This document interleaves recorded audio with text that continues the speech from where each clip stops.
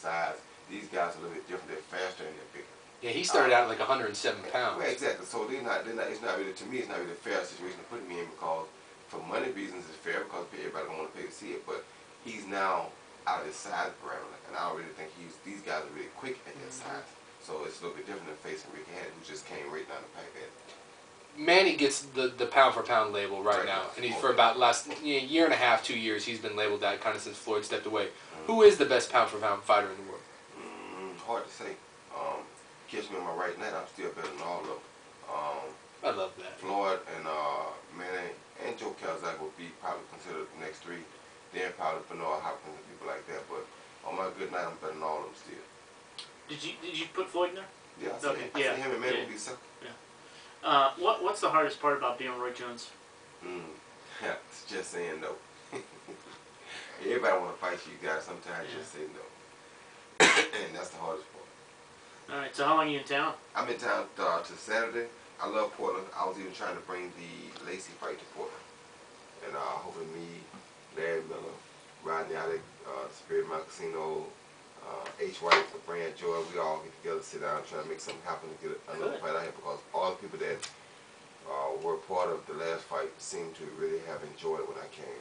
And they even told me the other day that it was better when I came than it was when Floyd Mayweather came. Yeah.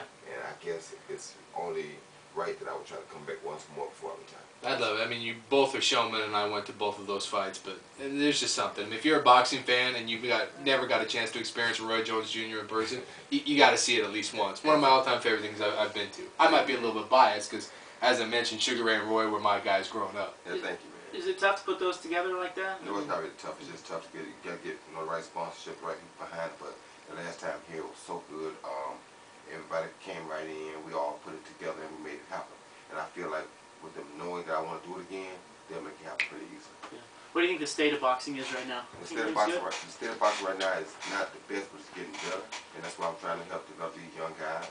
And it's like even with myself, having a sparring partner like Rico Sanders, who people won't give him a fair chance. They always call him on a week or 2 week notice for a fight. And it's not fair to them because they don't have a name. But the guys that they are moving, they are fair to these guys. These guys know way out that they're going to fight. They just don't know who yet. And then they give a guy like Rico no time to get ready. So with a guy like Cantrell, which is the same thing, these guys, they have to get chances to get a right opportunity. And here's both of them that I like both of them fighting style. I want to see both of them make it. And they're going to fight. Out here in a small place called, what's it called out there? Spirit Mountain Casino. Spirit Mountain Casino. What's the name of that town out there? Grand Ron. Grand Ron. Yeah. And they're going to fight at that little city. This is going to be a hell of a fight. Yeah.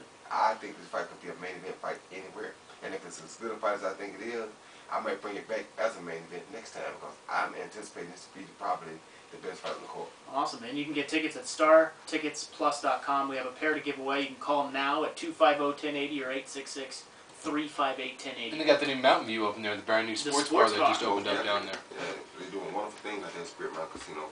But trust me, you don't want to miss these fights, especially the fight I just told you about.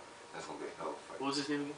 Cantrell versus Sanders, Rico Sanders. All right. Now, is UFC taking any audience from boxing? I mean, is boxing worried about no, the rise? They're not worried about UFC. I'm going to tell you why. There's things like the UFC, like Dana White. I like him, and I like the UFC, but the guy wanted to fight me. He wanted to box me. They wouldn't even allow the guy to come out and box me. But they talk about Floyd Mayweather like a dog because he wouldn't come to UFC and fight one of their guys. They're not offered to go to UFC and fight the guy and then UFC fight. They said no, they wouldn't take that either. So it's like they say this and say that, and it's not the fighters. The fighters want to fight. They're just Dana White. He won't let them do it. It's not really fair. But I love UFC myself. I love to see them fight because some guys who didn't get to grow up in boxing can learn to be an ultimate fighter right away. And if you want to fight, there it is. So I love it. And I don't think it's taken away from boxing fans because they really still are two different sports. Boxing, the better boxer is going to start boxing when he's 8 or 10 years old. UFC, you just got to have the right mind for it and discipline yourself to learn the right skills, and you can be a UFC fighter. It's my biggest knock on the UFC, though, is that you can get a guy that fights for literally a year and a half with a wrestling background, and he becomes a heavyweight champion of the world in Brock Lesnar. You take a guy off of the street, and you teach him to box for a year and a half, and you put him in against a world champion, he gets his ass knocked out in 20 seconds. Exactly, and that's because with the style of sports, it takes a lot more to build a boxer than it does an ultimate fighter. But at the same time, because I'm a fighter, I still love and respect it because I know what it takes for anybody to be man as well.